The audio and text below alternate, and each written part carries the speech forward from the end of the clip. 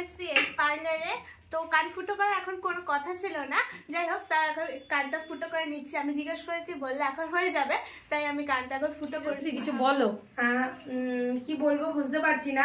সবাইকে তো এরকম ফোটাই, ও আমার বান্ধবীর মেয়ে আর সবাই ওকে মোটামুটি চেনো। আর ও আজকে এসছে আমার কাছে কান ফোটাতে। অনেক ছোটবেলায় ফুটিয়েছিল, কোনো একটা প্রবলেমের জন্য বন্ধ করে দিয়েছে। ওর খুব শখ হয়েছে কান ফোটানোর। আন্টি একটু ফুটিয়ে দাও, ওর মাও বলে তুইও ফুটিয়ে দে। আমি ফুটিয়ে দিচ্ছি, তাহলে লেটস গো, আপনারা দেখতে থাকুন। ঠিক আছে, দেখো কান ফোটানো হচ্ছে। তুই ফোটাবি টুম্পা? না, আমার আছে অলরেডি। সানা, একটু স্টাইল করতে গেলে তো নিজেকে তো এটা করতেই হবে। তুই চুপ কর, ভিডিওর মধ্যেই তো দিতে হবে।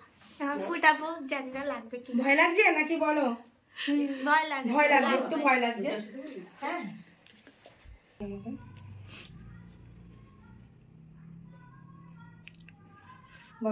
বলবো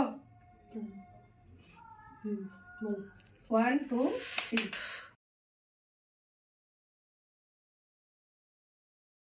কেমন লাগলো তুই বল? দুটো কান ফোটা হয়ে গেছে, বল কেমন লাগলো? কানটা দোল দেখ। ওখানে কি বলেছিল কোনদিন কান ফোটাতে পারবে না?